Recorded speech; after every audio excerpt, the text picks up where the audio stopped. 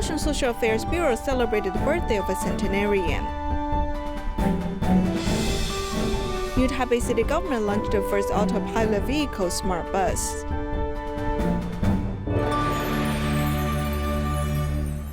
Welcome to Dai Headlines. I'm Siri Su. Thank you for joining us. In October, the Social Affairs Bureau of Kaohsiung City Government held a birthday party for 100-year-old Yang Yu. Moreover, the secret of longevity are frequent contributions, an open heart, and a happy mindset. Wearing the half-century-long elegant qipao, the senior Yang Yu's birthday party is filled with ancient colors.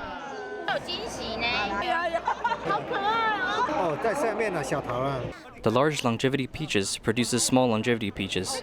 This symbolizes the continuing and everlasting generations to come. At the 100-year-old birthday party, Yang Yu wears golden jewelries as she gladly takes funds, which is earmarked for the elderly, from the Social Affairs Bureau.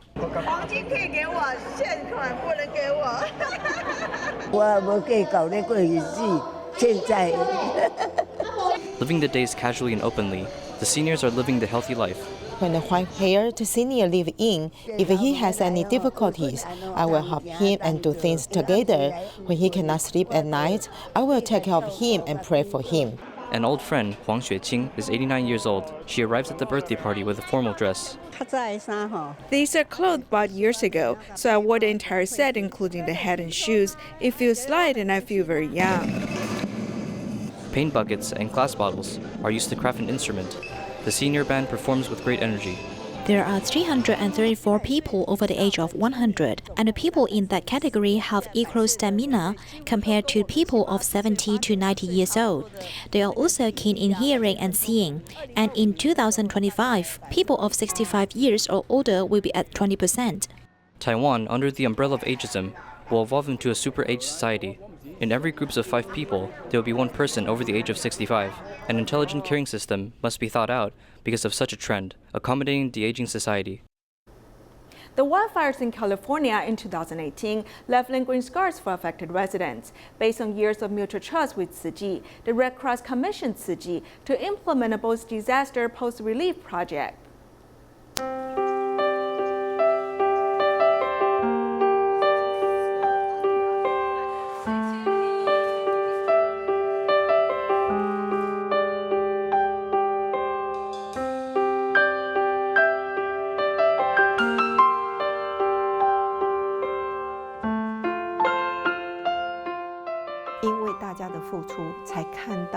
Because of everyone's hard work, these children have expressed their gratitude. This feeling and affection is something that no one taught them. It came from their own love in their hearts. The Woolsey Fire in November 2018 burned nearly 40,000 hectares and thousands of buildings in California. The Red Cross has cooperated with Tzu Chi for many years, providing $200,000 to Tzu Chi to carry out follow-up relief efforts for affected residents. Without your help, it would be very difficult for someone like myself and my household to really make ends meet, especially right now where I can't find work, I'm not healthy, and I can't do it on my own. And I do thank you greatly for all your help. I have to thank the Red Cross and Tzu Chi. My husband died and I feel such pain. Our financial situation is quite poor.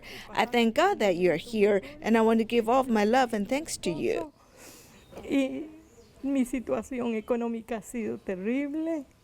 After the fires went out, these Spanish-speaking farm workers and their family have formed good affinities. In advance of Christmas, some received shoes. I want to give back to others. After receiving a cash card, they were also given a bamboo coin bank where they can donate a little money for the greater good.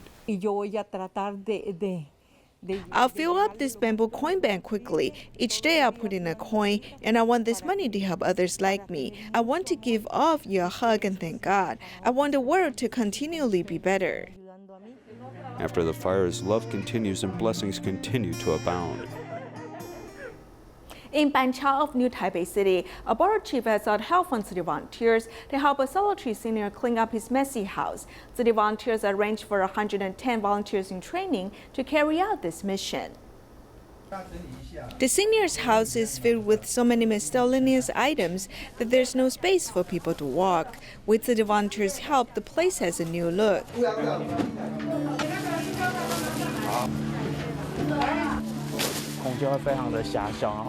The space is small. I believe he lives a harsh life. After we help him, his life can be restored to normal. The borough chief has sought help from city volunteers who have come to clean up the house. The borough chief said that we will sell the recyclables and give you the money. We will sell the recyclables and hand you the money, okay? The cleanup is part of city volunteers in training course, joined by 110 volunteers. It is a test of their ability to work as a team. The rooftop was filled with vines. As we dumped the vines, the light shone inside. Everyone was as a team during the entire cleanup process. Like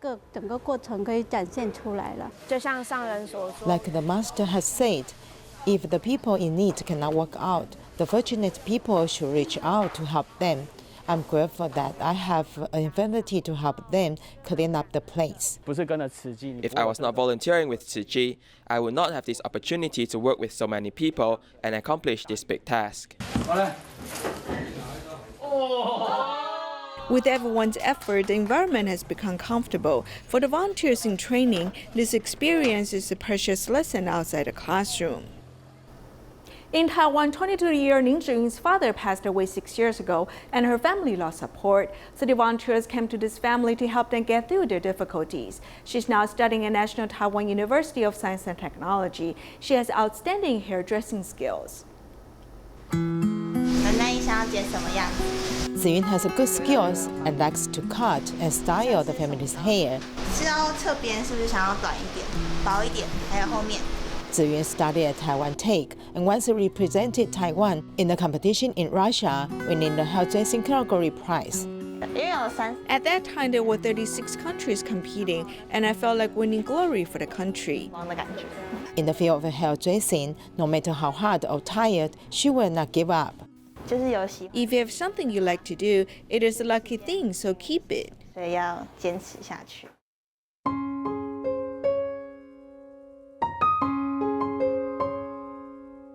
Ziyun grew up in a happy family until her father passed away in 2014, and the whole family fell into difficulties. We take care of this family with a family mentality to comfort them. Her mother is also very hardworking. With our company, every child is very motivated. They don't cry, but not crying does not mean they are not sad. They just go ahead. They never shed tears. They are really brave. I'm about 40 to 50-year-old adult who is learning from these 5 children. After experiencing great changes, as a housewife's mother, she shouldered her responsibility. My 3 daughters and son have all been construction sites to work. They came back and told me, "Mom, I can't eat. I'm too tired." They all realized that as a grassroots staff, the work is really hard. Therefore, they know how to be grateful. Ziyun, who is studying in Taipei, helps her mother get a massage when she goes home. Because we don't have time to eat, we all finish breakfast and skip lunch for dinner. She also assists her sister in making desserts. We share our happiness and sadness with each other. We are family members and friends, as well as the closest friend, and we know each other well. Family members with good relationships are the spiritual support of each other, making her future more smoothly. I have to work harder and then be stronger because I was actually very timid before, so I felt that I had to be brave so I could take care of myself and my family.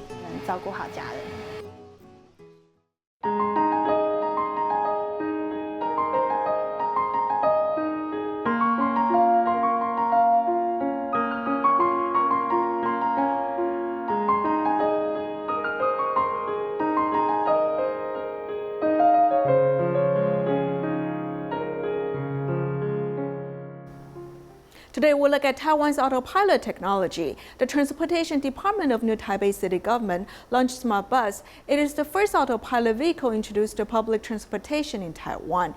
Through AI constant learning, the Smart Bus is on a road in Danshui.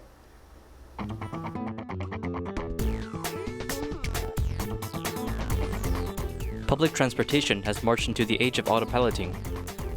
Danshui Smart Bus is already on the road. For now, the Transportation Department of New Taipei City Government planned out 2 stops. The starting point is the Light Rail Kanding Station, and the ending station is Marinu Square. The journey is only 1.2 kilometers, and though the distance is short, but to Taiwan's public transportation history, the Smart Bus is an important milestone. The Smart Bus 168 is the first intelligent driving bus introduced to the public transportation routes in Taiwan.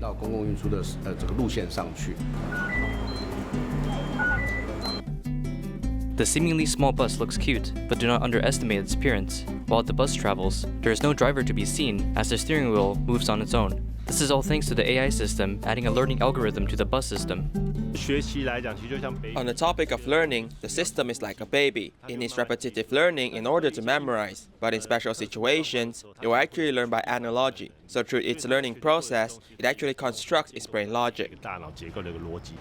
The vendor explained that the bus AI system is like a baby, as it needs to be on different road conditions in order to gain experience. Due to this, the system learned for 3 months, facing different road conditions, gaining confidence over time. Although the testing routes are short, but it has 15 different tasks for the bus system: entering the station, exiting the station, stoplights, green lights, and at the parking space exit, it needs to know when to turn right, left, or speed up straight forward. Having a thinking brain is not enough. In order to allow the smart bus to sense the road condition, the bus is installed with a neural system. We set 3 LiDAR sensors on the vehicle, 1 on the left, 1 on the right, and 1 on the top. The purpose of the LiDARs is to help the vehicle scan the road conditions and to send the video data to our vehicle's AI system for identification. Pushing the dummy near the smart bus, the vehicle's LiDAR sensors will immediately detect the obstruction, sending the AI a message in order to perform a brake. After the identifications, the result will determine the commands the system will make. The vehicle will start to control itself without being controlled. Like the speed of a human thinking, the technology on the vehicle utilizes 5G technology. The connection speed is so fast that the interaction with road signs and LiDAR is almost instantaneous.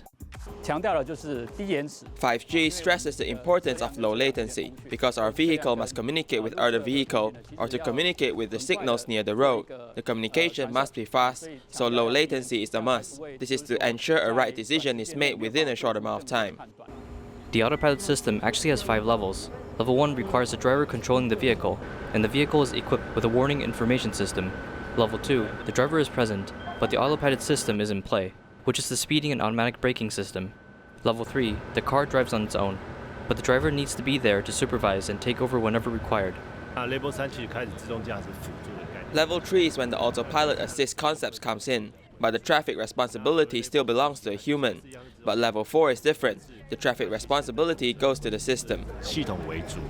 Referring to the previous levels, and into level 5, the vehicle acts on its own as it can fully autopilot without a driver.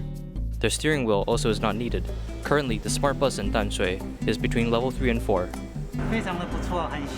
It's very good, it feels new, but the space inside the bus is small. There are only 8 seats. There are citizens traveling from Luzhou district to here in order to ride the smart bus, but as for now, the smart bus only provides short rides, and in the future will make into public transportation. We can only wait for an answer. In 1990, a typhoon caused a landslide in Tongmen Village, Hualien. After the disaster, Tongmen villagers were assisted in moving their village. Even though they were safer, the new environment made them feel uncomfortable. For this reason, many eventually moved back to their original village. This experience informed the government about such large-scale relocations and the concerns of disaster survivors.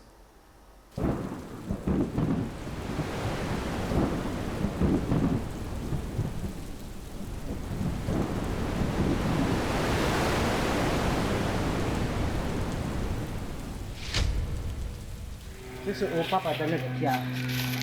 is the pillar of my father's old house. Here you can see the big stone fell down right here.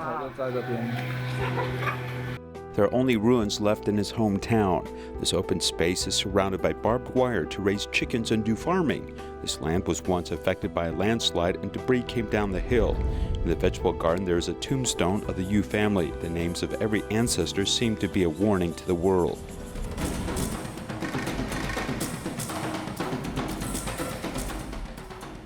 On June 23, 1990, Typhoon Ophelia brought strong winds and torrential rains, which ravaged Tongmen Village, Shulin Township, Hualien County, bearing 36 lives in the Turoko tribe. On that day, wailing echoed in the valley. Among the survivors was Yu Guochuan. Of the 29 members of his family, 18, including his father and brother, passed away. After the disaster in Tongmen Village, landslides became well known in the large community as the whole village was destroyed in one afternoon. 1/6 of the village was destroyed, and after many years, the Council of Indigenous Affairs erected a monument here to tell everyone that disasters must be remembered and never forgotten. Many villagers were frightened. Yu Guochuan was speechless for 3 months and underwent heart surgery. As soon as a typhoon warning was issued, he ran to the emergency room of the hospital to escape. For more than 10 years, the economic burden was carried by his wife, Zhou Meiying. Perhaps she was too exhausted as her spine began to experience severe degeneration, and an operation was completed recently. Looking through the past news clippings, Yu Guochuan still has lingering fears. He recalled that at that time, like some in his tribe, he no longer wanted to live in this sad place and asked to move from the village. The eye-catching image of the entrance of the Boai New Village in Jian Township, 5 kilometers away from Tongmen. The terrain is flat. The government spent more than $900,000 to build permanent housing for survivors of Typhoon Ophelia. A household is 15 to 25 square meters large. However, the cement bungalows seriously leak, and wall cancer on the outer wall is obviously evident. The house needed constant repairing and was not easy to find a job, so Yu Guochuan moved back to the tribal village. 山下不是比较安全？为什么你会想回来住山上？不习惯了，全部都是关了，好像监狱。 I'm not used to the other place. The doors are closed over there and it's like a prison. It's better to have space to grow vegetables and raise chickens. This is our culture. 我们的文化就是这样。 Indeed, part of it is economic need, and part of it is actually related to traditional rituals and thought. In fact, how to use resources of the forest are still part of indigenous people's knowledge of the mountains and forests. This is the so-called part of the traditional indigenous knowledge that we are talking about. Perhaps their tribal village is the place they have been used to living for a long time. Boai New Village has no arable land. The only open space is in front of the community activity center that can only be used sporadically. Therefore, the 53 households which relocated, 2/3 of them returned to Tongmen and abandoned their new houses, but not everyone has the courage to return to their ancestral land. This 80-year-old grandmother, Yu Guochuan's mother-in-law, was the oldest resident of Tongmen Village who moved to Boai New Village. She was very uncomfortable when she first moved, but then she adjusted to her new life. I'm used to it because I'm old. I'm used to living here. Actually, I go to the hospital every day to Hualien, which is very close. While many believe that Boai New Village can be regarded as a political achievement for the government, since moving to the village, many disputes have yet to be resolved. There are more people who died in the smaller house you go. If fewer people died, you get a bigger house.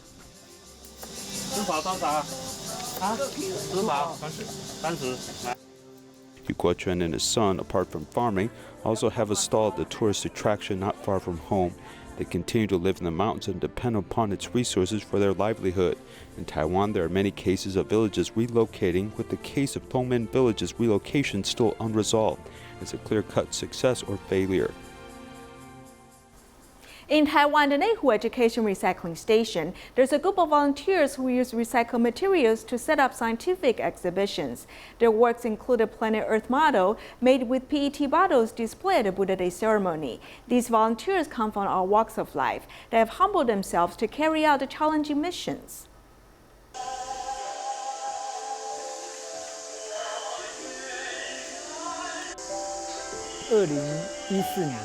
When the master saw the scientific exhibition hall in 2014, she announced that a scientific exhibition team should be set up in northern Taiwan. Nehu was chosen as the first place.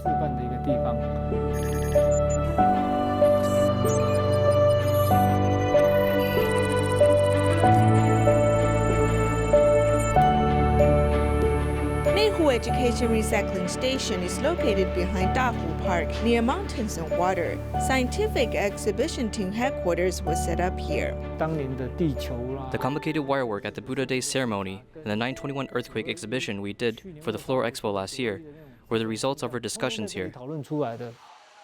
The volunteers' endless creativity and bold design came true. 2,500 years ago, the starry sky under which the Buddha attained his awakenings are shown in front of everyone. We first projected the starry sky onto the walls and the ceiling. After we projected the image, we marked them.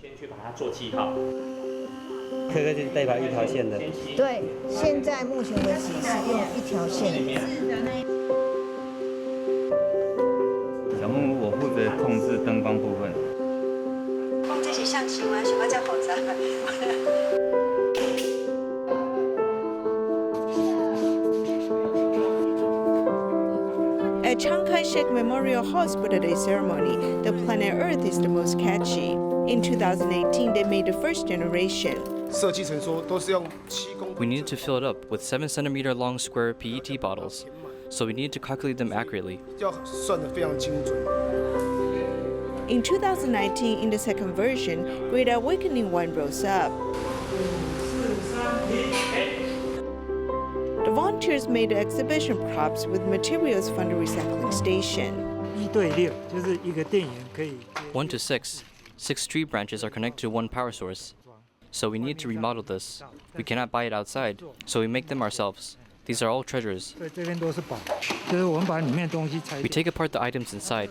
This box can be a waterproof container.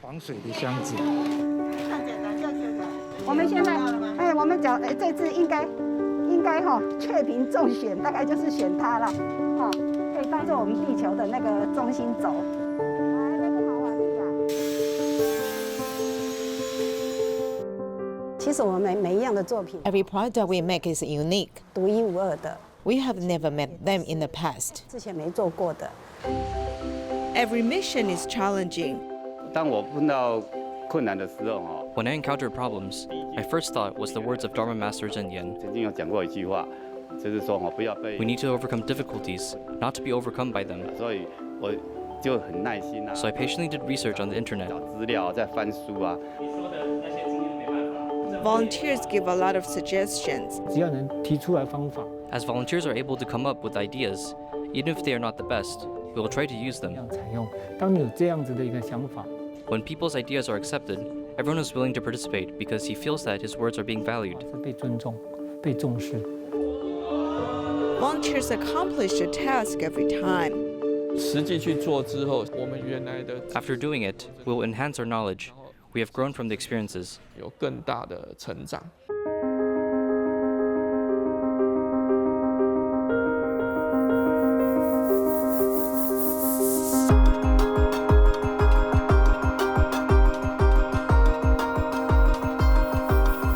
Scientific experts work with one heart, turning useless into useful. Promoting environmental protection, they shoulder their responsibilities. In Vietnam, city volunteers cleaned up a solitary senior's house that was filled with miscellaneous items. We'll leave you with these images. Thank you for joining us. Goodbye.